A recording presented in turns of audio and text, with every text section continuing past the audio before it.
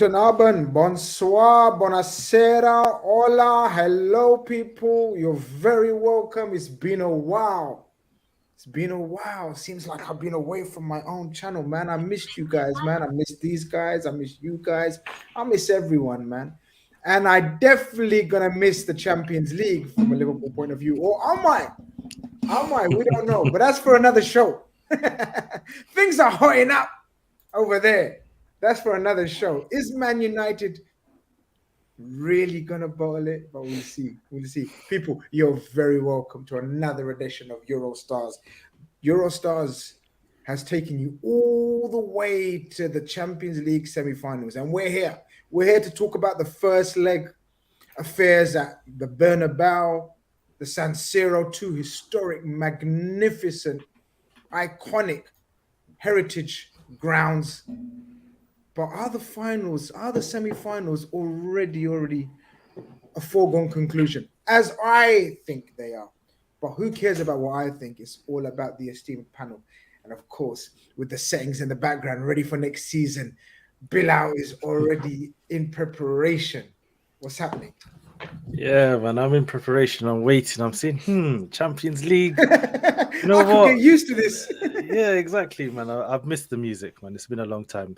To be honest, I went to that last Arsenal Champions League game, that Bayern 5-1, and I still haven't seen the last two goals because I left at 3-1 because I said, yeah, 8 something on aggregate. I said I'm not involved anymore. But apart from my bad time, literally, you wasn't involved anymore for a I said I'm going home. I'm going home early, man. Listen, I'm not. Yeah, I wasn't staying around for that. But yeah, apart from good that, 6 games. You'll get good 6 games. Good 6 games. You'll enjoy it. 3 games at home. You'll enjoy it, bro. You'll enjoy it. Yeah. Listen, I hope you get out of the group. Pot 3. Apparently, listen, we're down bad. I can't lie. When I saw pot 3, I was like, okay, crazy stuff. But we're gonna talk about that actually, pot 3 and whatnot later on, because I don't think has it all been decided, guys. Like which teams? No, not yet. Not yet. Not yet. I think for if it's on Arsenal, I think it depends if Leipzig qualify or something for the Champions League. So so up in the air. So yeah, we'll have to wait. You have to wait and see what happens on that one. But of course, sorry, go on. Sorry, Bill. Oh yeah, no. But apart from that, yeah, 2 great games. Well, for me, I even enjoyed yesterday's games. I saw people complaining, but for me, I enjoyed yesterday's game as well. But yeah, Champions League, man, nothing beats it, despite what anyone says. Nothing beats it. Nothing beats it. Football tifos. I have missed Chris, to be honest, especially in the Big Six representing us Liverpool fans there. I'm back, people. I'm back. Liverpool's back. Chris is back. Big Six is back. Eurostars is back. Everything's back, man. We back. Saeed's back as always in the building. My favorite show. Listen, you already know. You know what I mean? You may not be enjoying this show next season, but we see. We'll talk soon, my brother. Speak very soon. Don't go anywhere. That's all I'm saying to you. Don't go anywhere. Michael's back as well. Michael, I know you've been enjoying a whole heap of European football, but this is surely the culmination. This is the what's the word? This is the zenith, isn't it? The Champions League semi-finals, and now we're going to talk about the final. This is where the cream rises to the top. How excited was you over the semi-finals? I was trying my best to get a ticket to Milan, but I couldn't get one. That's how much I wanted to go, because that atmosphere last night was something else. The tifos, that's the Champions League. And then what we saw in Madrid, that was quality. That's the highest quality of football you can see in the world, and that's what the Champions League provides. But can't forget Thursday nights as well, because maybe West Ham can win a European trophy. Oh, sugar plum, of course. David Moyes having a season of disaster in the Premier League, but yeah, you're right. Is that tonight? Yep. Yeah. 40 minutes. Okay, well, let's get cracking. Maybe some people may want to watch that. Griggs is in the building.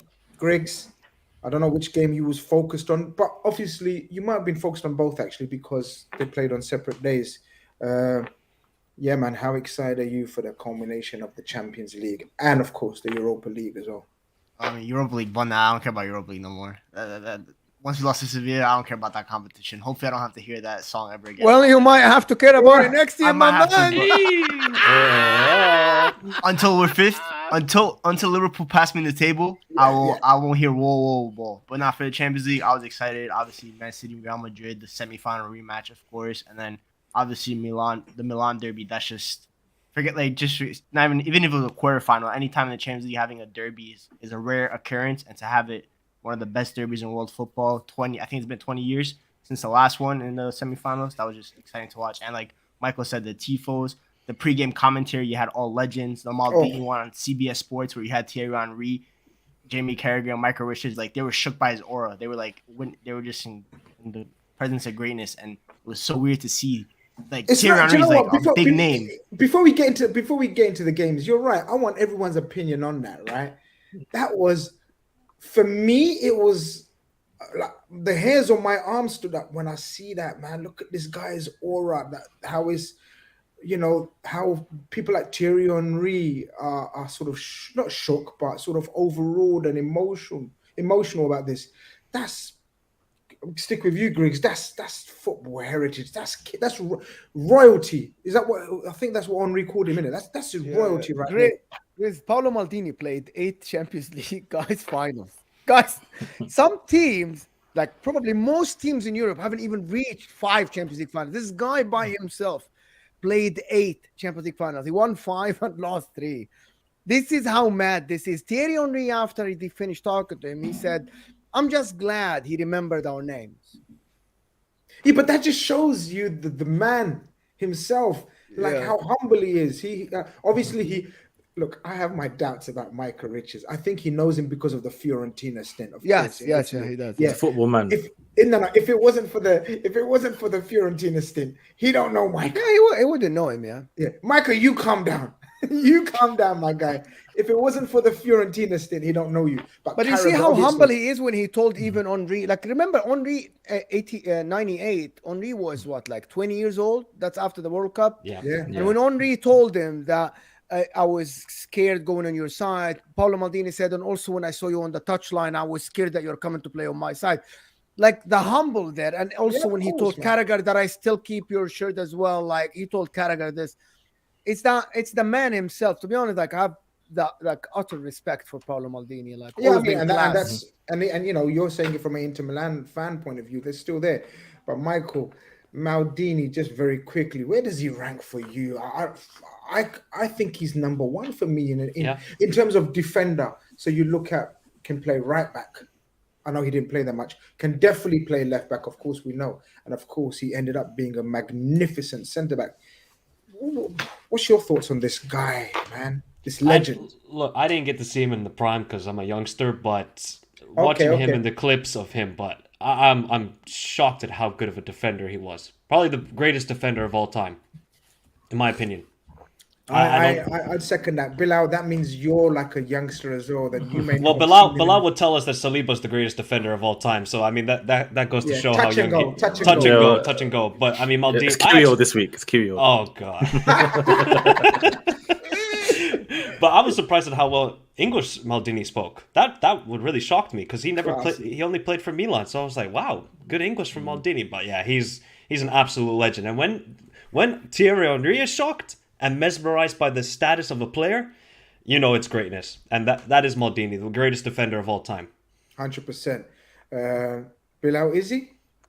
Yeah, well, from what I've seen of him, from what I've heard, the professional, like the top defenders, for example, Sergio Ramos, he's a top defender. And his reference point, he always said, is Maldini. And we took a picture with Maldini, and he was just in awe. This is Sergio Ramos. Some people say he's the greatest, like a modern centre-back of his, generation. But someone like him is even overawed by the presence of Maldini. For me, listen, if you go with the football experts, you go with the little bits I've seen of him, obviously growing up, and then you look at the clips, everything put together. Listen, you have to respect the football opinions of everyone and say this guy is the reference. And yeah, Maldini, Zidane, I think there's only a few players when you talk about them, you say their names, that's it. You go Zidane, you go Pele, you go Maradona, you go Maldini. These sort of names just stand tall. And I think Maldini, when it comes to defending, definitely he is the reference, number 1. Yeah, for sure, man, for sure. Guys, as you come There was another thing yesterday that your guy, Carragher, called Rio Ferdinand a clown live. Did you guys see that? Did he actually? Yeah, funny. Absolutely, live. He said Yes, because it was Gerard, and we're gonna talk about the penalty and all the stuff. Yeah. But I was BT really surprised criminals. that they allowed that. Like he was, yes, I'm allowed.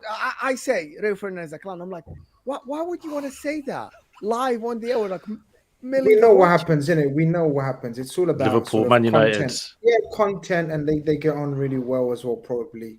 Not get on really well, but sort of they have that competitive edge. You got to remember Sky, BT, Yeah. it's the whole, rivalry. They know what That's they're what I doing. like. That's what I like about CBS though. Like, this is when you know Carragher feels like he's free because we know He's what Carragher's free. about. He's a proper. He's about it. You know what I mean? So if Carragher's saying that and he feels he's able to say that, I don't think he'd say that on Sky Sports. He wouldn't go on Sky Sports and be like, "Oh, this guy from BT is this and that." No, he wouldn't say that. But because he's with Mike, he's with Thierry Henry, he's with Kate. It's I a disagree proper with chill. you. Yeah, Do you know he's what? enjoying I it. disagree with you. That's disrespect. I disagree with you. That he shouldn't be saying that. I disagree with you completely. Oh Disagree yeah, with I'm you. not saying no. You know, Yeah, definitely because shouldn't when say you're it, in but- TV, is kids watching and all the stuff, and I disagree with you completely. Disagree with you here. He shouldn't be. No, I'm but, saying no, he but just what, feels no, but relaxed. what he What I said, mean. no, but what he Yeah. said was he didn't say Rio Ferdinand is a clown. He said, I don't mind calling him a clown because on the back of they tried to catch him out that he called Steven Gerrard a Yes. clown. So he used it as a joke. So what he initially said was anyone who thinks that's a penalty after seeing the replays is a clown. And they went, oh, really? And they put Steven Gerrard, his comments. Tweet out, And he went, yeah, and then he went, no, well, Steve, he's an attacker. He tried to be funny about it. He goes, but I ain't got a problem calling the other one a clown, Rio. So he didn't. I think it was more banter than disrespect. But I listen, found it funny. Like for me, I- because I'm an adult, I found it funny. I For think me. I like, but going back to the setup that these guys have, I think it's the elite setup, man.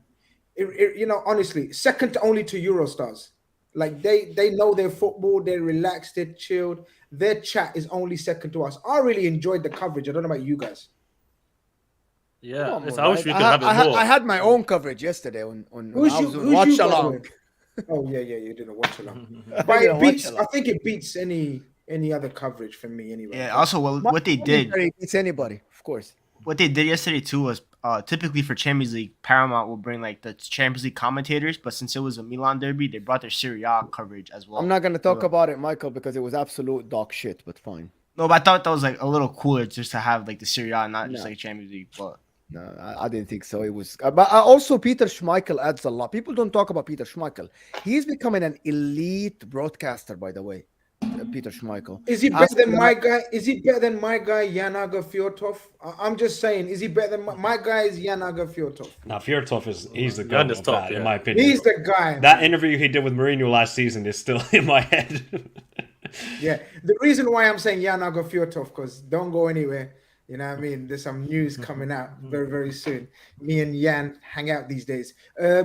Big up the community, man, and everyone on the panel. Big up True Blue Clay. So smash up the likes, people. Exactly. I haven't even asked for likes yet. 100 of you guys in there. Smash up the like. Let's get going. I know it's been a while, but we're back. Yeah, we're going to talk about this as well. Seeing Dzeko got me emotional, not going to lie. Yeah, Dzeko is... I'm going to talk about Dzeko, man. As in Dzeko is, yeah. What does this mean, guys? Buongiorno. Buongiorno. Okay. Ten Hag allegations. Griggs, you're on fraud watch.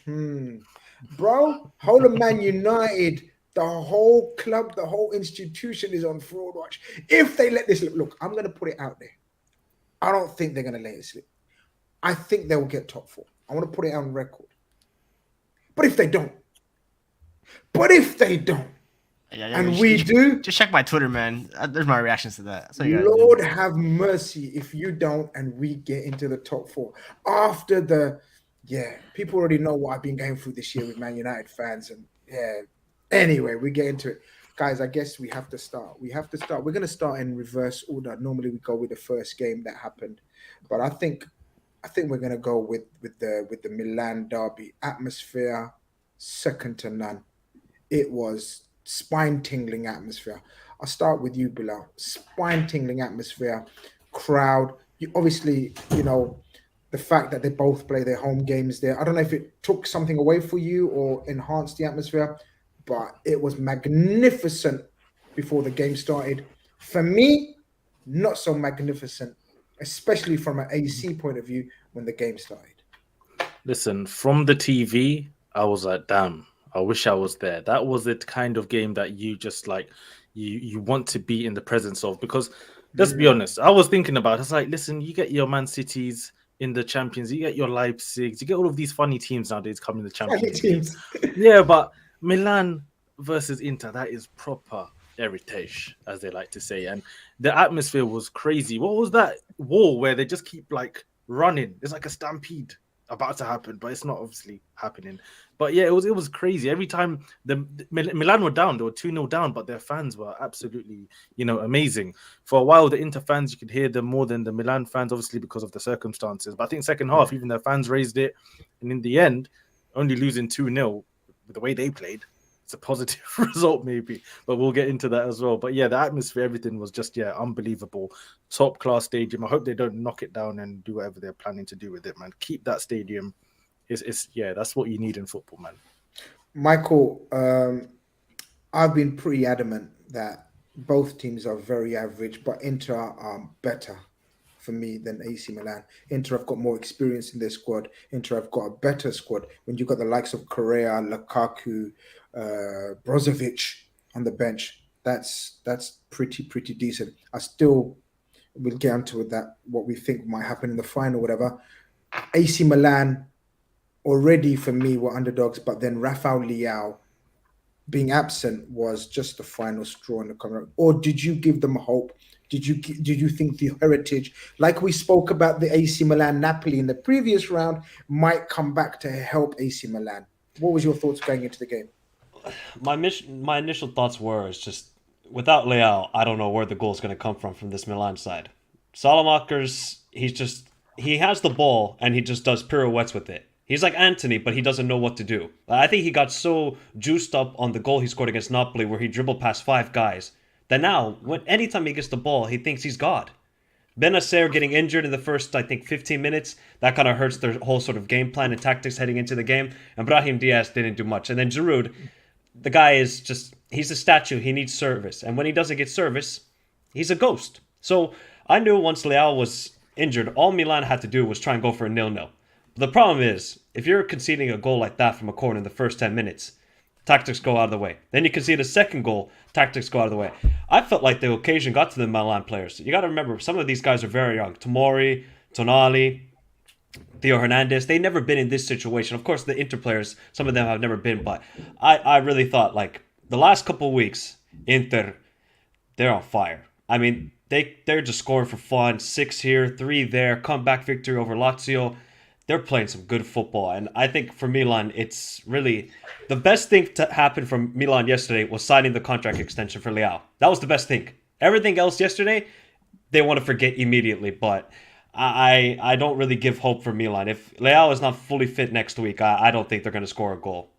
Oh, Michael Griggs, are you in the same boat as Talks, Michael? Because yeah, it seems like it's all over before the game even starts. Or does history of Champions League and the history of these clubs, magnificent clubs, tell us to just calm, let's just relax and let's see what happens? How did you feel before the game? Be honest, because otherwise I'll dig out your tweets in case you tried to lie and say you saw this coming. I was rooting for Milan because I've always liked them. They were my favorite Italian team as a kid, but I was 50-50 on it. Obviously, the Leao injury kind of swung me towards Inter in terms of who was going to win the overall tie. And I didn't think Milan were going to start that bad though. Like I figured Inter might get like a draw or win, but to concede like in the first 5 minutes was embarrassing. And the set pieces, I follow a couple of Milan people on Twitter. They always talk about set pieces, that this Milan team, every set piece they concede, it looks like it's going to go and go on target or something like that. And that was what happened.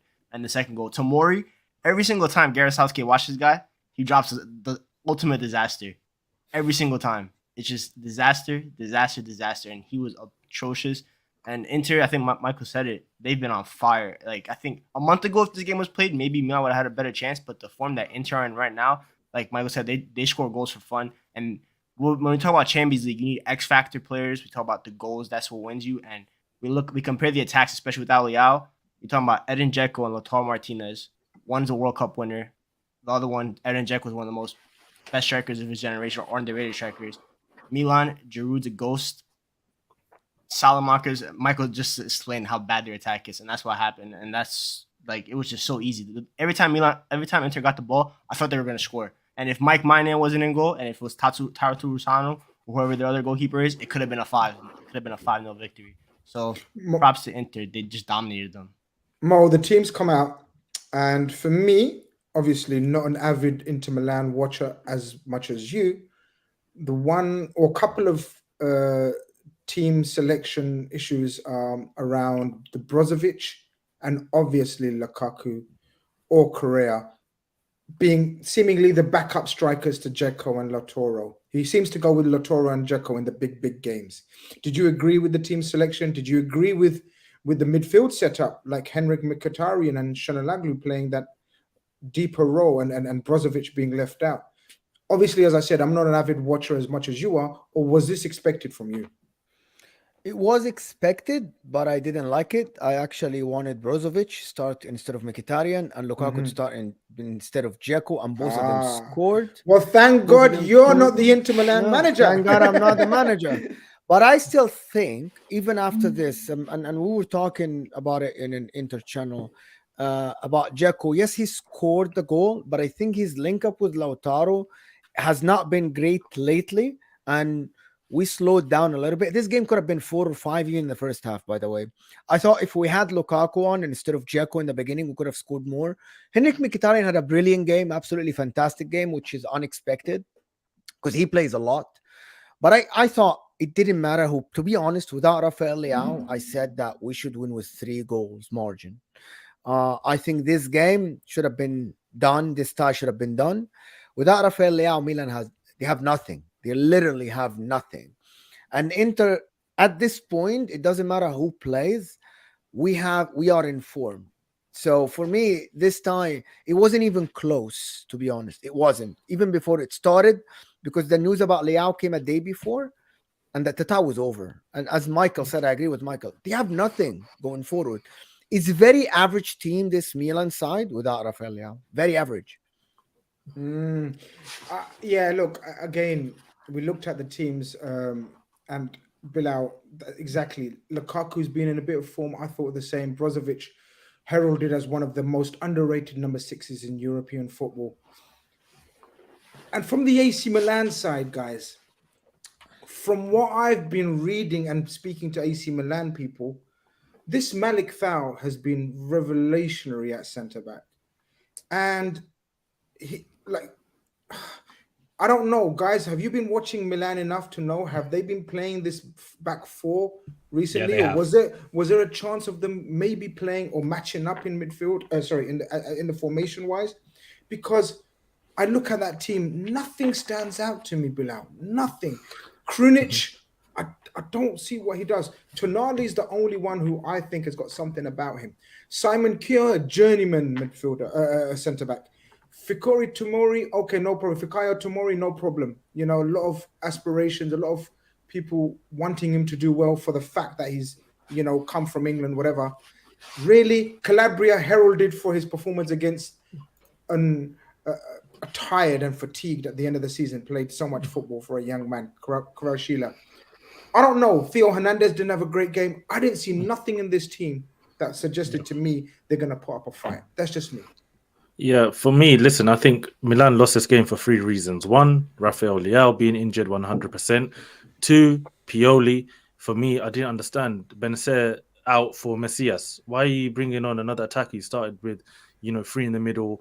Why didn't you just keep that going? Keep the numerical, equality between the Inter midfield and your midfield. Even though the wing backs as well, DeMarco and Dumfries, these guys are like 5 at times. You can't really stop them. But still, I feel like Pioli even weakened his team even more, bringing on Messias in the 18th minute.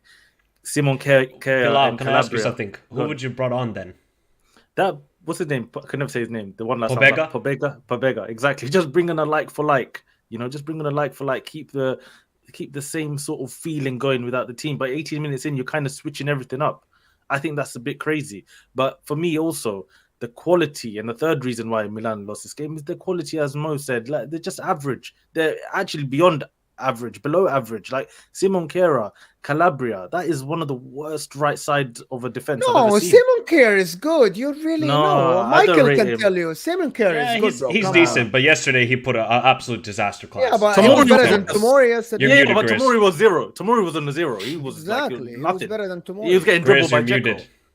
Oh, go on, Chris. Sorry, Simon Kjær was linked to Liverpool many moons ago, and back then I was saying no thanks. Now add a few years to him. Mo, I'm not letting you rate Italian players like this. Not Italian players, but players in Serie A. I know you love Serie A and you're very defensive about Serie A, but Simon Kjær is not top 6, top 8 Premier League standard. No chance. No, he's on that. not, but he's not as Maybe in bad top as 15. So, but then that's what we leave it. That's the levels that we're aspiring to. This is Champions League semi-final. It's Milan. You've got Fikayo Tomori and Simon Kjær at centre-back, my bro. Fakai Tomori was atrocious yesterday, guys. Atrocious. But I know, Bilal, you don't want to talk about him because you like him. No. But he was Listen, I don't care. No, absolutely go ahead. atrocious. No, he was rubbish. He was rubbish. 0 out of 10. Southgate, Like Tomori, zero, go get the like Canadian zero. passport, mate. Go get the Canadian passport, bro. Tomori's not Wow. playing for England. Southgate's seen enough.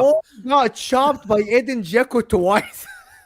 Yeah. And Lautaro for the penalty. Forget Lautaro. So we talk Lautaro is maybe younger, Michael. Yeah. But I to know. get shot by Edin Dzeko, Dzeko yeah, twice. it's mad. I can't Come lie. on. It's an 18-wheeler Dzeko turning. You know what an 18-wheeler? You're turning. Seriously. That's concentration, everything, because that shouldn't happen. That just shouldn't happen. But the quality of that Milan team is so bad. But you know, one thing I'm happy for, I'm so happy Dzeko scored. And as I am the biggest Olivier Giroud hater on planet Earth, I'm happy that, you know, he's not gonna fraud his way to another medal somehow at his age. So yeah, He succeeded a- outside of your club. Oh, what the That's hell? a man. No, That's the guy's no. He's. I've been thinking, like, if Giroud keeps winning in 10 years, they're going to tell me he's better than all of these strikers that we've seen, and we know his level. But yeah, apart from that, honestly, Pioli, Milan, there's no chance Leao's going to be fit, right, for next week. No, There's even chance. no. Yeah. Let's talk about the second leg later. But even if he's Yeah. fit, it's like coming down from 2-0 down. I think it's an impossible job for them. Like Inter has to have like a complete day off. Well, people, as you guys know from the last stream I done, which was many moons ago, I can't even remember, but I've worked out how to do polls in the chat, and I've put up a poll, and Finally. I'm proud. I'm not gonna lie. I'm a genius. I'm a genius, and if I learn how to do this shit, the world. I told you guys, the world's in trouble if I learn how to do this shit. But I put a poll out there, and I've deliberately left out AC Milan. I've asked a question, a very simple question: who's gonna win the Champions League? Maybe you guys think there is a comeback of epic proportions. I don't think so. Milan are out. Inter, Madrid, City. Let me know, and we'll come back to that poll near the end of the show. Of course, don't forget to like as you come in. We're going to get into the game I don't think there's much to talk about in this game. The first goal, Griggs, Dzeko, again, will be a player that's probably before your time in terms of the overall of his career, but he's still doing bits in and around Europe and at the very highest level, because Champions League semi-final is the very highest level. Stunning finish, awful defending. Why they had, who was it? Calabria. I think it was Calabria yeah. marking him. Yep. A fullback marking one of the most prime target men in European football. Make it make sense to me, my bro. I can't make it. Like I said, Milan set pieces. This is a disaster waiting to happen, and it was like Dzeko, like he had a 12-year-old on him. He just shoved him aside and just finished them. Like that's what it was. It's literally what it was, and it was a simple finish for him. It was actually not simple. It was a really good finish. Michael Manning was stunned. But in terms of Edin Dzeko, obviously, like I didn't watch his Wolfsburg days. I was a little too young for that. I have watched highlights of him. I know a couple of people have dropped like content on Brian. Him and Graffiti, they had that one year where they scored like 82% of Wolfsburg's goals. Mm-hmm. Man City, I do remember watching him. I remember him scoring that goal against QPR to tie it up, and then obviously we all know what happened after. So he's always been underrated. He's never been the main guy on a top team. Like obviously at Manchester City was Aguero, Tevez, even Balotelli that got a lot of the plot. Maybe not Balotelli, but especially definitely Tevez and Aguero. At Roma, he was really good. Obviously, they never won anything, but he always got his numbers. And then at Inter this year, he's getting his numbers. So he just consistently gets his numbers while going under the radar. And I know the comparison now is between him and Giroud. Obviously, I know Bilal hates that comparison because he probably thinks that Dzeko is clear of Giroud. I also think that Unbelievably clear. in terms of just as a player, forgetting accomplishments and everything, just as a player itself, I definitely think Dzeko was better. He also carried his country to a World Cup appearance which is Bosnia's, I think, first ever. That's no small feat for himself. Obviously, they got grouped and everything, but still, I remember because they were in our group that year for qualifiers. So he's just a phenomenal player, and I'm sure history will remember him very kindly as more time passes on. Yeah, look, I want to just maybe just spend a minute or two on Edin Dzeko. I'll come to Mo in a little while, but Michael, Edin Dzeko, the question everyone, like, most slept on player over the last 15 years, Dzeko. Like, has he failed at any club that he's been to? We can't actually say he's been a failure at any club or a flop per se. For me, because my son messaged me at 1:30 in the morning last night, right? Honestly. And I said, why don't you sleep yet? Secondly, but then when he asked me the question, I said, okay, no problem. We'll have a little conversation. Because he said to me, Dad, how high do you rate Dzeko, as in Dzeko? And I described him as a real target man, a man's target man, a proper born to play up front, and the way he plays, almost like, I can't explain it. He has nothing outstanding about him, yet he's solid and very, he scores very highly in every aspect of strikership, if you know what I mean. Yeah, look, Dzeko is a very interesting striker because obviously he's got no pace, but he's got great on the ball. He's actually fantastic in my opinion. Can shoot with the right foot, can shoot with the left foot. He's got all the qualities, and he's won Wolfsburg, their only Bundesliga title. He obviously got the Man City to get to their Premier League title. Then what he did at Roma, the guy just kept scoring and scoring. I remember one goal in the Champions League he scored against Chelsea, like it was like a left-footed volley. Absolutely ridiculous goal. Stunning. And then, Inter, he's still showing 37 years old. 37. And he's still doing this in big moments. And then he's nutmegging Tomori? Stop it. Like, Dzeko will be one of those guys where 15, 20 years, you'll tell your kids, guys, I know you're going to talk about the Suarez's, the Lewandowski's, the Benzema's of this generation. But just check out Dzeko. Look at his goals. And look at the combination play. Because him and Grafite, that 08-09 season when Wolfsburg won, nobody could stop them. I think he scored like 25 goals that season, if I'm not mistaken. It was a ridiculous number. But I really like Dzeko. And like Greg said, he also led Bosnia to their only ever appearance at international competition, which is a stunning feat for... Do you know how stunning... I was just going to say, do you know how much of an achievement that actually is, people? Yeah. People need to realize and accept that is a stunning feat. He's a magnificent striker. As we welcome Sam to the stream. Sam, welcome. How are you doing? Yeah, we're doing all right, man. Like I've been watching you, man, do bits on my channel and on Eurostars, and I'm like, I haven't even done a show with Sam, man. Welcome. Hope you're doing well. Of course, we're going to get into your game, but can we very quickly, because I need to come to you very quickly. What's with the Dortmund top? Like, explanations needed here. I've come straight from football, and this is a Dortmund top I picked up on Vinted because it's got Gundogan on the back, so it's a very good find. I thought he's trolling like Jude, and he's trying to tempt the whole Jude situation, and he's thinking, okay, if I wear his top and Jude somehow watches this show, agenda. Yeah, exactly. But welcome, Sam, to the stream. Mo, your man. As in Dzeko, I know you wanted Lukaku to start up front, but please, a couple of words on this guy. For me, I love Edin Dzeko. I love Edin Dzeko. I got Edin Dzeko at the end of his career. For us, as an Inter, he's an okay player. He's not a legend for us. He hasn't done bits like, I know everybody just watches the Champions League and thinks like this guy. But for me, I always rated Edin Dzeko at Roma. Before at Manchester City, I remember that game he played against Barcelona, the comeback against Barcelona with Roma. That was absolutely brilliant. It was under his leadership. For Inter, he's been doing a job for the money he's getting. He's not on a high wage. For me to get a player at 36 years old and get double digits in both seasons he's at the club is something that not a lot of clubs get that with a player at his age. Always comes clutch in big games, to be honest. Always. Even, by the way, in the league. Sometimes in big games, he just comes clutch. Like he will pop up at the corner, a free kick, a set piece, a shot.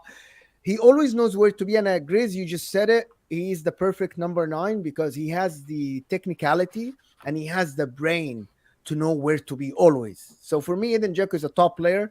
really, really underrated, and he's not getting because of the Aguero moment. He nobody talks about his role at that year. It's just that he was so essential to the run, to be honest. And I think Edin Dzeko is so underrated. Oh, absolutely. And Sam, perfect timing, I guess. Cue the Edin Dzeko talk and City and your experience of him and your opinion on him, because we were just waxing lyrical about Edin Dzeko. For me, one of the most underrated players, never mind strikers, players, full stop, of the last decade. Your opinions and thoughts on the man, Sam? Yeah, I was a big Dzeko fan. I mean, he had a couple of. Can you hear me? Okay. Yeah, you're through now. Is it me? Can you hear Is it me all Sam? good? No, your internet is a Yeah, I little was bit a big cutting Dzeko in fan. and out. I think towards No, I think he. is it? Sam, maybe can you, come like, in, come go out. on? Yeah. Come in and That come better? out again, Sam. Settle Maybe down? come in and come out of the stream. Yeah. Yeah, come in and come Yeah, out. That Yeah, might let me help. leave and I'll come back in. That might help. Yeah, don't forget Oh, to I like want the to stream. ask a question here. Did anybody see any signs from Inter that if they reach the final, they have a chance against Man City and Real Madrid? Definitely, Yeah, definitely. I do, yeah. Definitely. I feel it. I feel the madness. look at Inzaghi. Look at his record in cup competitions. I don't. Just me. I know. Maybe. Look, we're gonna get on to why I don't think. But look, just a very straightforward answer for me.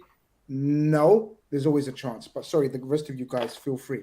If they play Man City, especially, I think they've got a big chance of winning. I feel like it'll feel like a 50-50 game. The way they're set up. It's the Is it- other way around. I think it's the other way around completely. You think?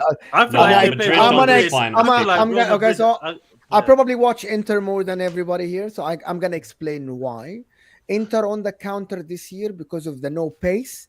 There is no chance if we play against City we can make something happen, because Man City will not give us the ball.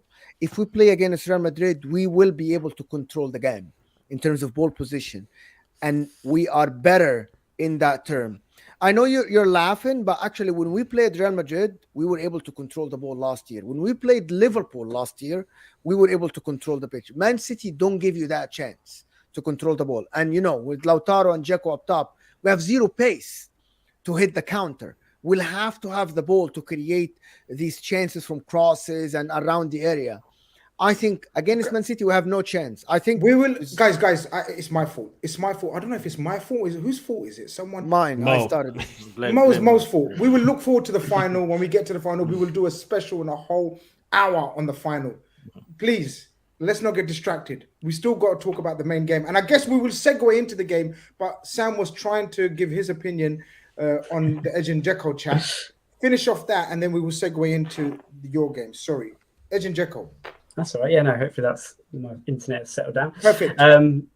Yeah, so towards the end of his time, he did definitely divide City fan base because he did become quite inconsistent towards the end. But during the two titles that he won with us, he was pretty pivotal in both. The start of the first title winning season with his hat trick away to Spurs, got a couple of goals against Bolton as well away, so he started strong and had a good little partnership with Dzeko. But for me, it was actually a second title under Pellegrini where I think he really shined in the running, and he was scoring some heavy goals in the last 3 months of that season. Up against Liverpool, he scored against United away at Old Trafford. He went down to 10 men. He scored against Hull away. He scored against Everton twice away. He scored against Crystal Palace away. And he scored two goals against Villa in the penultimate home game. So, yeah, he went on a hell of a run. Got himself over 20 goals that season in all competitions, I think. And, yeah, he was just always a top player. Even when he had to come off the bench, he was a bit of a super sub at one point, which he didn't really like, but he just kept delivering over and over again. And, yeah, I've always been a huge Dzeko fan, had a big soft spot for him, and just delighted to see him doing well still The opposite, at the highest level. The total opposite of Bilal, where he hates his ex-players and can't stand Giroud, wants the bad for him. You actually want the... They're giving him Premier Leagues. These guys are giving me stinkers against Monaco and all of these teams, man. Like, no, I'm not. Yeah, it's different. It's different. But it's different. It's different, and it was different in the previous semi-final as well. The previous day, of course, the eagerly awaited. For me, the final. For me, winner takes all. This is the tie that will decide who is Champions League's winners 2023. Will it be Real Madrid for how many times, guys? I don't know. 15. win it, no? 15. 50. If quick question, if Real Madrid win it again, is this the greatest ever era? Like in terms of Champions Leagues, like this is crazy. Like in how many years? 5 in how many years? This is, and the Premier 5 League and with the money 8, I it think. has, I think it's 5 that's and 8. nuts. That's They own like, this. Listen, yeah, they own this crazy. thing. But for me, or it could be the first Champions League ever for Man City, and this could be the turning point in their quest to become a massive, huge global club. Of course, Man City fans will tell us they don't care, they don't want this, but the owners do care. The owners have made the investment that they have to become the pinnacle, to become the actual the Champions League winners. And I think for me personally, I think they will make it. Bilal, I'll come to you first. This game for me was the highest quality game I've seen all season, bar none. It was fantastic. It was tense. It was tactical. 2 elite coaches, set of players motivated, confidence oozing. I enjoyed this more than you can believe. Yeah, this is what you call tantalizing. This was football. You know, this is what you want to see. This is Champions League. And yeah, it was a great game of football. The little matchups, Rudiger versus Haaland. I love that, that Ancelotti was brave enough to just, Rudiger, you just go handle him. Alaba, he did his job there. Carvajal versus Grealish. All of these little matchups throughout the game that were just so interesting. This on top of the tactical battle that was happening at the same time. The likes of Camavinga. I want to shout out the Real Madrid players first because Camavinga, I have to talk about him first because what a player. Left back. He's a central midfielder. He's a number 6. He's a number 8. He's a left back now. He's just class. And Vinicius Jr., I want to just apologize a little bit because, I got too carried away with my guy Kavicha Kvaratskhelia. I was enjoying him a little bit too much. But Vinicius Jr. undoubtedly is the best left winger in world football right now. Unbelievable player. But yeah, overall, the game was very interesting. Like, I think overall, Real Madrid will probably be a bit disappointed with the result. I felt second half especially, they really started to grow into the game and they probably should have got that maybe 2-1 in the end. And even when Man City scored, it was kind of in a moment where Ancelotti, the Real Madrid, they felt a bit angry with Rodri not getting booked and all of this sort of stuff was happening. A bit against obviously the run of play. De Bruyne, great goal. And before he even scored, I think, was at halftime, I must have tweeted something. I said, De Bruyne, today is the day. You have to rise. You have to rise. And in 20 minutes, 30 minutes, whatever, he crashed one in. And that was, when De Bruyne scores, it's like you're getting hit with a RPG in your face. Like, it's just mad. So, yeah, crazy game. And it's all primed now for that second leg. Michael, the 2 goals were stunning goals. But overall, the quality of the game was magnificent, wasn't it? Man City, I thought, were...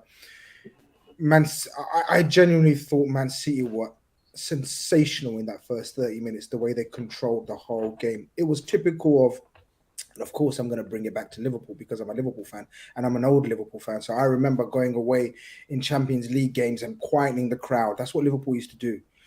We know about Bernabeu. We know about Real Madrid heritage. I thought Man City played the perfect game in that for opening first half an hour. And total stranglehold without creating any chances or whatever. It was just magnificent to watch from a controlling point of view. But then something changed. And I think it was the interval where, guys, I don't know if you remember, who got the head injury for Gundogan? Gundogan got a head injury and Carlo Ancelotti had a few minutes with the players on the side. And there was a slight change in emphasis and pressing from Real Madrid. I'm not tactically nuanced enough to know exactly what they'd done, but there was a slight change.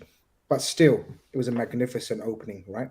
Oh yeah, that game was just the highest quality you can get in Champions League football or world football. And we saw that, Vinny, I like Bilal, and I agree that Kivicha was the best left winger this season, but man, Vinny, when the stakes are high and the pressure is on, you need your big players to step up.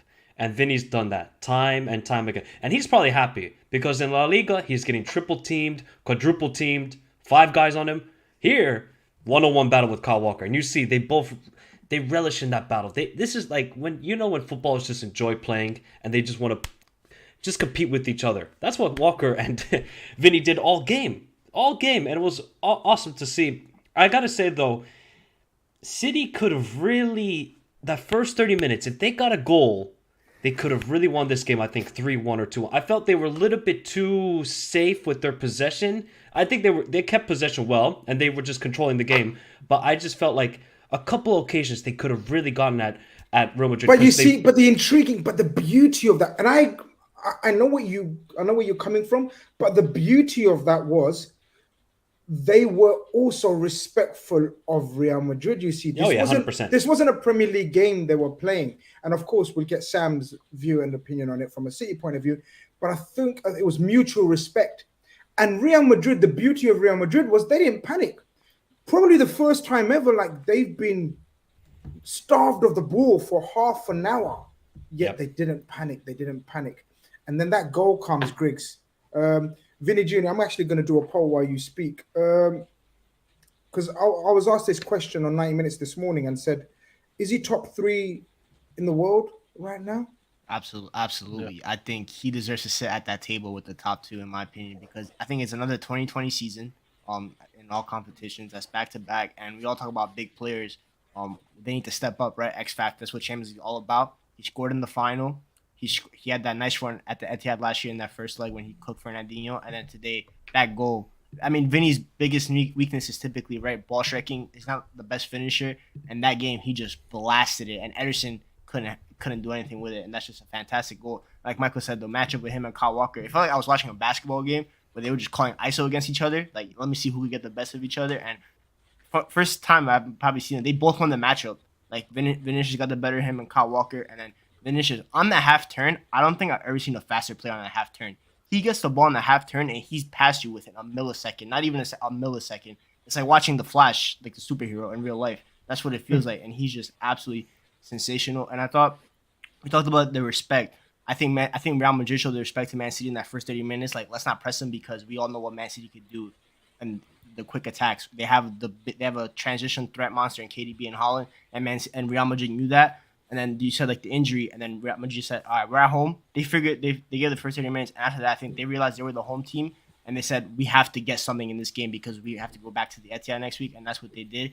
And the funny thing is, both goals came against a run of play. I felt like it was that was the best part about the game. It was like that was so cool to see that. Like, it wasn't like the goals didn't come during periods of domination. It came like on a counter in a sense, and that was great to see. And I think Camavinga, Bilal talked about him. Obviously, he made the error for the City goal, but before that, he was a big reason for why Vinicius scored his goal, because that run that he made from left back, and Carlo Ancelotti kind of had him playing in the midfield a couple of times as well, tactical. Because I remember a couple of months ago I said Carlo Ancelotti tactically hasn't always been the best. I always think that he kind of lets his teams figure out most of the times, but I think on Tuesday he really stepped up the game tactically, and I thought he made it a chess match against Pep and probably evened out. So I thought tactically it was a great game, and on the quality on the pitch. But Benzema, that's one thing. Benzema, I thought had a really poor game. I thought his touches let him down a couple of times. So for his sake, I hope that he steps it up in the second leg, because they need him. Because while Vinicius did his part, he needs his co-star to do his part. But otherwise, just a fantastic game. We're going to get more of the City perspective, of course, in a minute or so. But Mo, sticking with the Madrid perspective, Shane McGee says, is there any thought that Real will fine with City having the ball? And maybe that was part of their plan. What do you think? How did that opening half, or moving on from the opening half, how did you see it? This game, I think I disagree with everybody about the quality of this game. Actually, the quality of this game was far between like the moments that I think actually Real Madrid wanted to make sure that they don't concede early. Remember last year they conceded 2 in the first 10 minutes, but they were so poor in trying to get out of the press. And in short terms, you beat Pep Guardiola if you bypass the first and the second wave of press, which is what happened in the goal. And that didn't happen before Ancelotti talked to the players. I thought Man City were very, very poor in the first 30 minutes. I know that they had the ball, but I thought they huffed and puffed. Real Madrid got them where they wanted them, which is the right and the left winger, Bernardo and Camavinga, 1-on-1, and Jack Grealish on Carvajal. And I thought that the Real Madrid players won that battle fair and square, 1-on-1. And this is exactly what Ancelotti wanted Man City to have the ball out wide. Jack Grealish, I thought, was poor. So did Bernardo Silva. They lost their battles in this game. So, yes, Man City can have the ball. They created one, I think, chance, which is that De Bruyne chance. But I thought that Man City were poor. They should have created more clear-cut chances, and they didn't, because they couldn't break Real Madrid enough. And after this, it's simple. I thought that actually Pep Guardiola told his team to drop deep after they conceded. He wanted to make sure to stay in the game, because if they conceded the second, I thought this tie could have been over, by the way. You lose 2-0 to Real Madrid in the first half, I think you're going to have to attack more, and it's going to open spaces in the back. And I thought that Pep Guardiola, on purpose, had his team sit back, because Real Madrid had 0 shots on target between 35 minutes and with the goal they scored, by the way. Real Madrid had the ball, but they didn't have clear-cut chances. And that's credit to Pep Guardiola to sticking to the defense instead of going full-on press. And I think this is something he learned, by the way. Against Bayern Munich, he gave Bayern Munich the ball. He's like, we're not going to go full-on against you. You have to come to us. And I thought that this is what he did. So for me, the game was tactically amazing, but the players on the pitch, some of them really had poor games. And you can pick probably 10 players. Modric wasn't great in the game, to be honest. Yeah. I thought Modric was okay in the game. Valverde wasn't there. He's running, but not great. Bernardo, you can count a lot of players that didn't have great. Kyle Walker didn't have a great game. I thought the quality in this game was lacking due to the pressure. Both teams had immense pressure. There you go. An alternative view on the game after I call it the highest level, but it's fine. You go on, Michael. Do you guys think that because they know who's on the other side of the bracket, like Mo just had the pressure, do you think that adds more of the pressure? Because yes, they kind of I agree with you 100%, Michael. Yes. Because they know this is it. That this is the chance. Yes, thank you, Chris. Nobody wants to lose this semi-final, because this is a golden chance for these two teams to win the Champions League. They think the Milan teams are weak, and they are rightly so. You're probably going to get the weakest finalist in years in the Champions League. So I think there's immense pressure in both these teams, and it affected the level of play. Sam, obviously I disagree, which is fine. I think it was like Kevin says, unfortunately, Kevin's a Man United fan, by the way. He says, unfortunately, I think it shows a maturity in City. I agree with him. Yeah, Sam, from your point of view, the game, the occasion, the atmosphere, did you view it as, of course, you don't want to look ahead. Of course, you don't want to count your chickens before they've hatched. Yeah. But did you look at it, this is the final. We get past these owners of this trophy. Surely it's ours this season. And do you think it showed in Pep's preparation in terms of how the way he set up? Because the lineup pretty much expected, right? There was no surprise or shocks. Kyle Walker was expected to come back in, especially with the threat of Vinicius. How did you see the game before, and how do you feel at 90 minutes? I think during the game, there was obviously a great tactical battle. I think coaches were tweaking things throughout. I do agree a little bit with Mo in terms of there was quality in the game, but also I felt like both teams in midfield were a little bit sloppy at times. I think for the level that they're at, Modric, Rodri, Gundogan, Bernardo Silva towards the end as he got tired, giving the ball away, very unlike them. But the quality of the goals both came against the winner play. I think Pep said that in his press conference after as well. And I think in those first 30 minutes, I think City were definitely just trying to kind of quieten the crowd, grow into the game, still create a few chances, to be fair. I think Haaland had 2 shots on target in the first 30 minutes, one with a header, another chance which he didn't really catch cleanly. Rodri had a shot from the edge of the box, and I think De Bruyne had a shot as well. So we had 3 or 4 chances in inverted words, really. Not massive chances, but some chances. And then once Real Madrid scored, the game kind of gradually changed more back into Madrid's favour. Camavinga started to come in midfield. They were sort of overloading those areas a little bit. And, at that point I was, about 10 minutes into the second half, I was kind of ready to take a 1-0 back to the Etihad. So to get the goal and the equaliser against the winner play, and then hang on, kind of, in a lot of ways, for the draw, for me, felt like a fantastic result. And I think a lot of what Pep has been doing away in the Champions League has been purposeful. We've only won 1 away game in the Champions League this season. and that was the first game against Sevilla. That's it. Every game's been a draw since. Wow. We drew against Leipzig, we drew against Bayern away, we drew against Dortmund away, and we drew against Copenhagen away. We've only won one game away because Pep played it very safe. And then when we've come back to the Etihad, we've actually been more aggressive, more on the front foot. The crowd and the atmosphere, I went to the Bayern home game, one of the best atmospheres I've had at the Etihad in the Champions League game. I feel like the club are starting to get it a little bit more at the Etihad. And the reason I was happy to take a 1-0 back is that I'm confident that we can get the job done at home.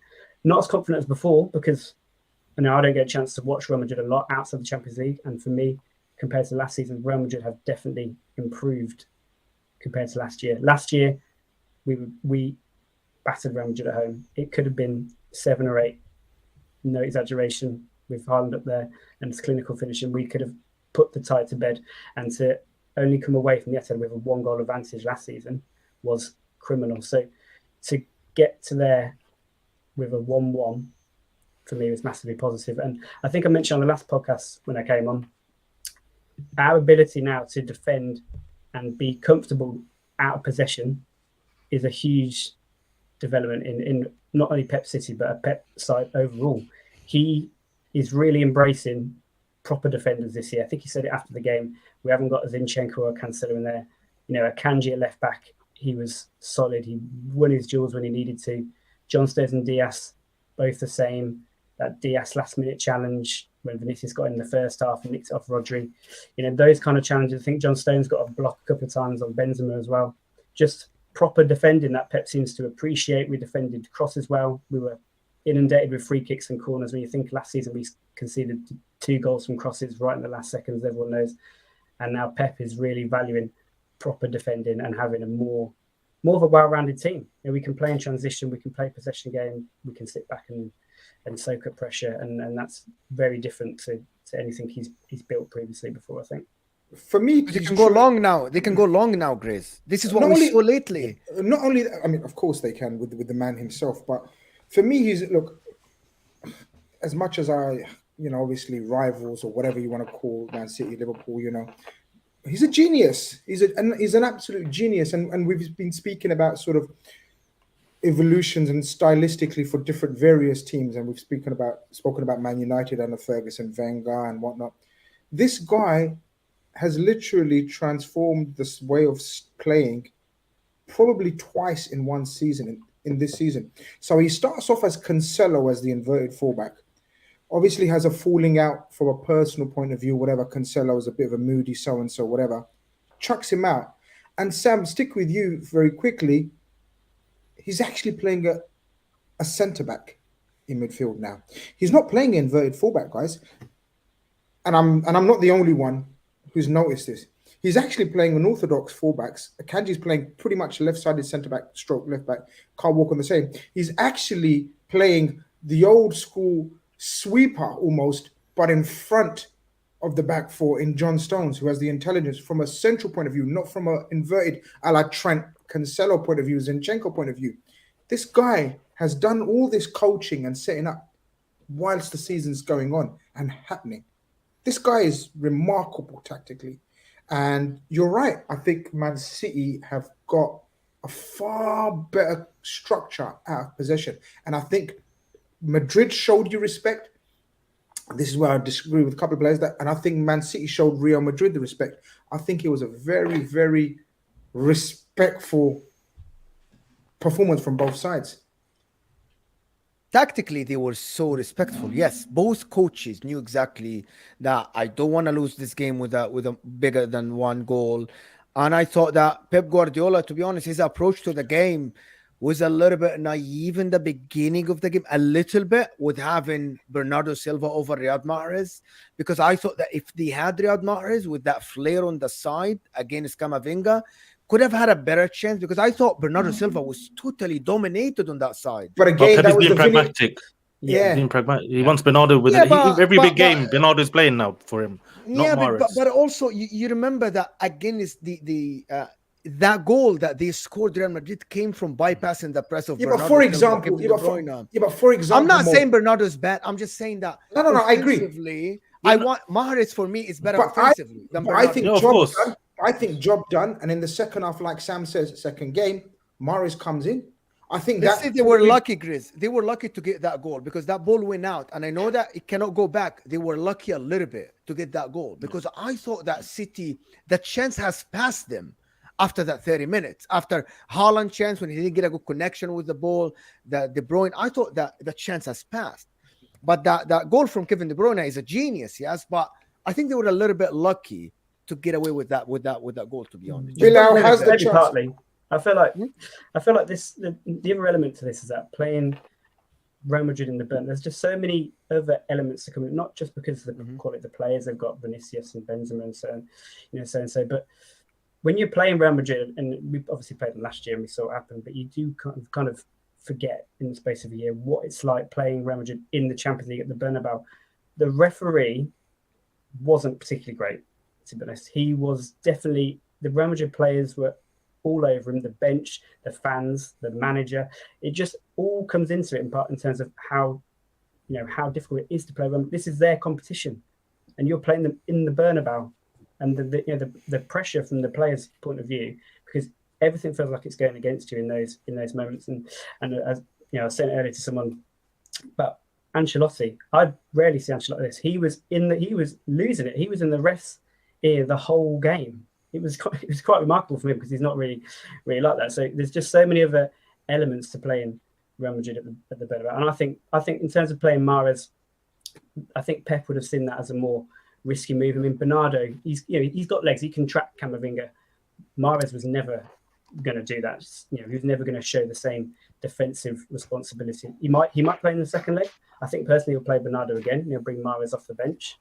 But yeah, I think and Bernardo tucks inside as well, provides an extra, ball possession, ball retention element that Mahrez is not quite the same type of player as. So yeah, I wouldn't say it was a mistake to play Bernardo Silva because his performances and this is the settled team that Pep has got. Sam. Am I surprised? He didn't make any subs. Yeah, I'm not surprised at all. Are you not surprised? You're not. That's Pep. He did this against Leipzig as well, away 2 rounds ago. I think he's the first manager to do it since Ferguson, I think, in another Champions League semi-final apparently. When Pep feels like, even though we weren't playing great, he's a little bit paranoid in that he feels that if he brings a player off the bench who isn't up to the speed and the rhythm and the intensity of the game, he will not do it. Even if he would rather have a tired Bernardo Silva for the last 20 minutes than a fresh Riyad Mahrez who maybe isn't quite tuned in to the intensity and the sort of kind of the tactical nuances, I suppose, that's going on around it. And that's why he doesn't do it. And we see it all the time. I thought he might have made maybe like an 87th minute sub, maybe put Alvarez on for De Bruyne or Haaland. Sometimes he does that just to give a little bit of energy, but he doesn't. In a big game, even if he feels like it's close, he will not do it. I think at Anfield this year we're losing 1-0. He brought Alvarez on in the 89th minute. That was the only sub we made during that game because he's just too afraid of the rhythm being disrupted. He's happy to run with it and keep it settled. If it's tight, unless we're playing absolutely disastrously, he will keep it the same. Guys, the question, I guess, on everyone's lips now is, how do you see this game now? One by one, we'll go through the different opinions. Of course, it's 1-1, and that would suggest it's in the balance. But the way Man City play at home these days, with a ferocity and intensity like Sam's alluding to, where they really go for sort of teams' throats, as opposed to away from home where they're more controlling. The X factor in all of this is not no ordinary team that's coming to Man City. This is a la Madrid. This is Los Blancos. This is like, these guys know how to handle pressure. I call them the best team that can deal with any situation. They do what they got to do. How do you guys see this? Bill, I'll start with you. Yeah, well, it's going to be a tight game, most likely the second leg still, even though Man City now are the favourites going into this game. I wish there was an away goal in this competition, but I know it's gone now. But I think it would have added so much more drama to this game. But to be honest, for me, I think he's still going to start Grealish. If it was up to me, in my front three, to be honest, it'd probably always be like Haaland, Foden on the left, because I just love the idea of Foden on the left, especially against Carvajal. I feel like Foden would tear him to pieces, and then Mahrez on the right, and then take a bit more risk there, or even try and play Haaland and Alvarez together. I don't know, but he's not going to change the whole system, De Bruyne, etc. It's going to cause more headache, but yeah, it's going to be a tight game. Man City definitely the favourites, but Real Madrid, we saw what they did to Liverpool. I know Liverpool are not, the Liverpool of the last few years, but beating Liverpool the way they did at Anfield, they're not going to go to the Etihad thinking, oh, we can't do it. They beat Man City before in the past. They're going to believe that they can do it, and I think there's going to be more space for Vinicius in this game, and that's the risk, because the more Man City are going to take the advantage in this game, they're going to start pressing like the first 30 minutes in the Bernabeu, right? That first 30 minutes, Real Madrid couldn't get out the half, right? Imagine that at the Etihad, and the fans on top, and they're feeling, we can get the first goal of this game, we can take the tie to the next level. Vinicius Jr., one pass, couple combinations. It's like 4 passes. I read a quote today about Mourinho, and he was talking about how Real Madrid, when they were they got beat by Barcelona the year before, they went on won the league, but they always felt that when they were ready to win the league, they could kill any team in 4 passes. And I feel this energy with this Real Madrid team. I feel like a couple passes into Vinicius, and it's an element of the game that Pep can't control, and that's the one thing. Vinicius is uncontrollable. And that's the element that Pep is always going to have in the back of his head. And that's maybe why we might end up seeing Bernardo playing, just to keep it more pragmatic in the best way possible for Man City. But yeah, Man City is still the favourite slightly, but Real Madrid, man, just you can't count them out. Michael? I don't know if I've said this record before, but Man City haven't lost a home game in the Champions League since 2019. So if No, they haven't team... lost in 2019. Since 2019, yeah, they haven't lost the game. What who did in they the Champions beat League? them? Leon. Oh, okay. I'm pretty sure that was 2018. Was it 20? 2018, 2019. Yeah, okay. If there's one team that doesn't care about records, doesn't care about any of this, can have the great atmosphere at the Etihad, it's Real Madrid. But one thing Real Madrid need is Benzema has to step up. I think he was very fatigued on Tuesday because obviously they had the Copa del Rey final over the weekend, and I think just a lot of games. This weekend, Real Madrid can rest players. Can Man City do it? Maybe. Obviously, they can rotate, Alvarez in, they can bring in Foden, a couple guys, but they're going to have a battle against Everton away. That's not a ground you want to go to. And then you got Real Madrid the next game. I think Real Madrid, they're going to rest 11 guys. All the starters are going to be gone. And the conundrum for Ancelotti is, what do you do? Because Rudiger, that was a sensational game by him. I think a lot of question marks were, okay, how's Rudiger going to do? Well, he did fantastic, but Militao is going to be back from suspension. So what is Ancelotti going to do? Is he going to play both Militao and Rudiger, and then maybe play Alaba left back and then move Camavinga to midfield? Or is he going to just bring Rudiger back to the bench? So there's going to be some question marks for Ancelotti, but I just see Man City, and even though Haaland didn't score, that's now 2 games in a row he hasn't scored. You can guarantee on Wednesday he is scoring.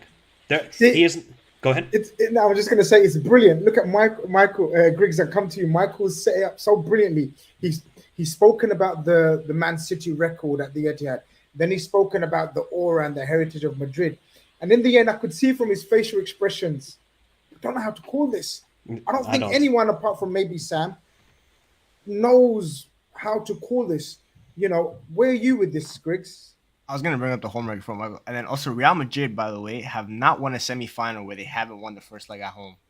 They haven't done it yet in their history in the Champions League. And this is the 14 times winning. We bring the stats and the facts. History versus... They never won at the Etihad. They're 0-2. City beat them in the year where it was like empty stadium in 1920. And obviously last year they beat them. But obviously, like Michael said, it hasn't happened before, but Real Madrid, they know how to be the first to do something. So it wouldn't shock me if they did break the record. But honestly, all points for me, everything points to City winning because all they had to do for me at the game at the Bernabeu was not lose by more than 1 goal. That's all they had to do for me, and then take it back to Etihad because I've been arguing with people on Twitter. People think the Etihad is not a fortress. It is a fortress. They do not lose there.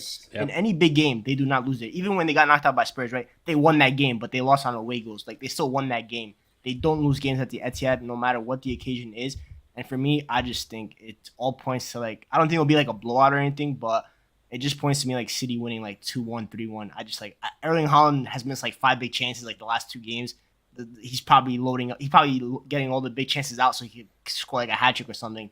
Who knows? And KDB has showed up in big games the last couple of years. That's been his biggest asterisk, I guess people always use against him. And every single time now he just scores in the clutch. And I think Phil Foden might actually have a part to play in the second leg. I think he hasn't really played that much.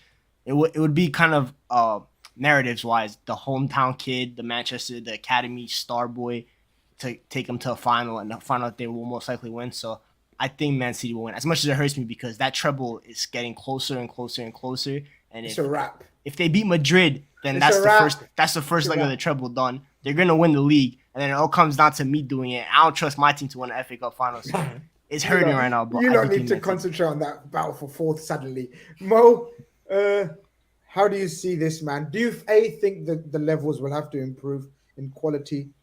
Do you think either manager will be more braver? Because I agree with you. They both showed not fear, but respect. And it showed on the pitches. The players respected each other. There was a few tired limbs. It's been a long season. All those guys that you've mentioned. Modric, how old is he? Benzema, how old is he? These guys have played every game. A lot of games. World Cup season. But next week, I should say, both teams will put it on the line because they know the importance of this. How do you see it? Let me just keep it short. City are favorites playing at home. I think the form they're in at home, there is no doubt they should be licking their lips and saying, we got away with 1-1. We're going back to our stadium. But if you're going to pick a team to get a result against Man City, even if it's a draw to take it to extra time and penalty, it is this particular Real Madrid that is a mix of Rodrigo, Vinny, Camavinga, Tchouameni with the experience of Cruz, also with Rudiger playing the way he's going to be. Rudiger is going to be up to the battle with Haaland again. Eder Militao is back. So if there is one team in the world that can get a result at the Etihad, I think at the moment it's going to be this particular Real Madrid with this genius Ancelotti, to be honest. So it's going to be an epic battle. I think I can't wait for the game. I can't wait. As a neutral, we have to be neutral, right? All of us. I'm not. I want to face Real Madrid in the final. Sam, you're gonna regret that if that happens, Mo.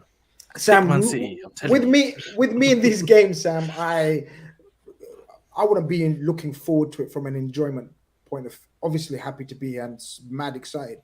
But how are you feeling and going into this game then? Because, like I think Michael was saying, you got a league title to win, even though you're very, very firm favorites now. Are you going to be able to rotate? I think you will. I think he's going to rotate at least 4 or 5 players. But it's Everton, and you can afford a loss even and still win this league title. Yeah. Take that loss. Everything. No. You're finished. Everything points to both teams resting their players, the big guns, so to speak. Talk to me.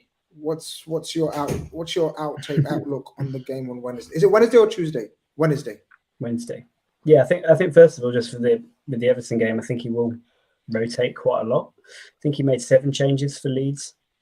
I think we could see a similar amount for this game, because I think in some ways Pep will look at it not as a free hit, but I remember a couple of years ago we were playing the Champions League in between those Spurs games. We were in the title running with Liverpool, and I think Pep worked out that between the end of the season, the only game where they kind of could rotate players was the first leg against Spurs, and he dropped De Bruyne and Sane for that game, and we obviously lost 1-0.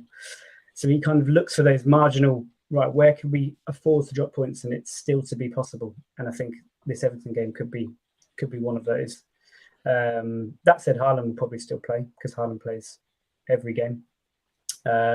We did say which humans will be changed. He doesn't come into that category. Haaland didn't do anything against Madrid, man. He's fresh. Oh, Bilal, every time you speak, the week following, everything opposite happens, and you've just said it again now. Like hat-trick Haaland coming up.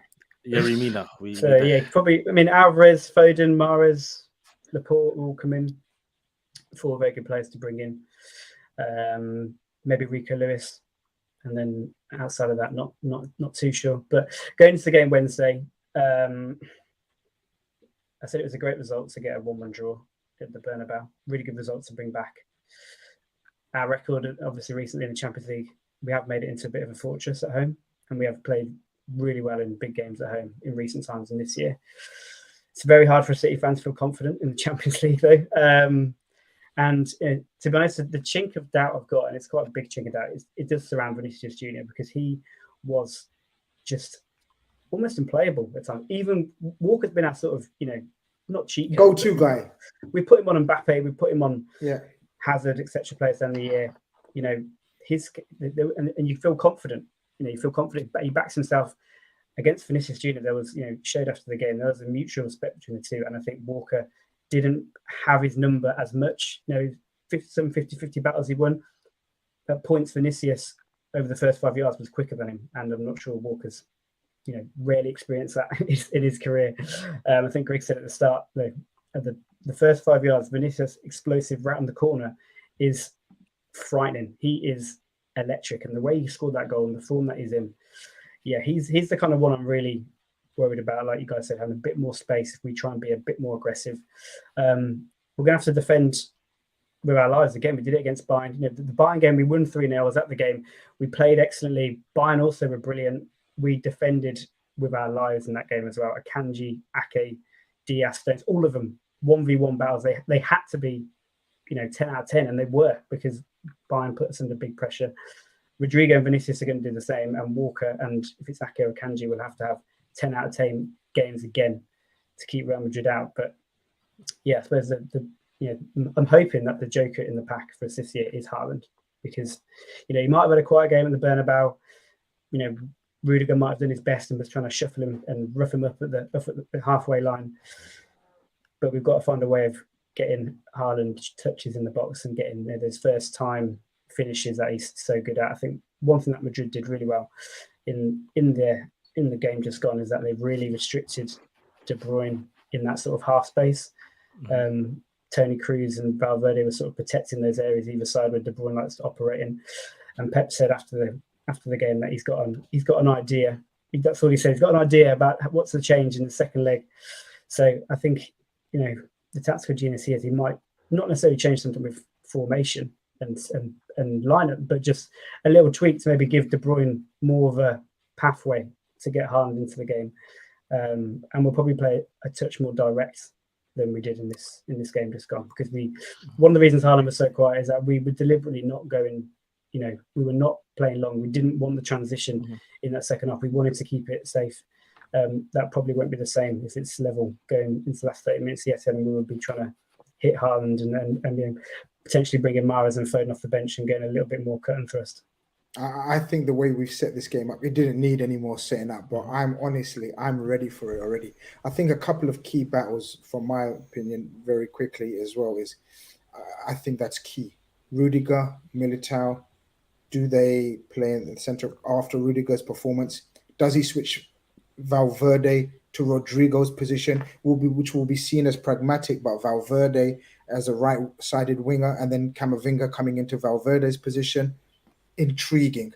Does Mahrez or Foden start for Man City? I think the back four, the rest of the team picks itself. Yeah. Wow. I'm here for it. There's been rumors, by the way, that Madrid are going to play a 4-4-2 diamond, like a 4-4. That's been the leaks from Spain. I don't know if it's like a bluff or something. Ancelotti thinks it's Chelsea. Chelsea. Yeah, look, don't believe all those leaks. There's no such thing. I don't know, man. Madrid leaked their lineup like 3 days early. They don't care. I don't understand. I don't know, man. That's mind game starting. I've got a quick question for Sam, just a hypothetical. For me, I'm not going to lie. If I was Real Madrid, I wouldn't want to see Haaland and Alvarez play together as a two up top. I don't know if there's a way to fit KDB in there as well. You'd have to find a way. But Haaland and Alvarez together, I feel like that could open so much space to go long, to be more direct, and then to give Haaland, a bit more freedom, especially up front. I don't know what you think about that, but I just think about that now.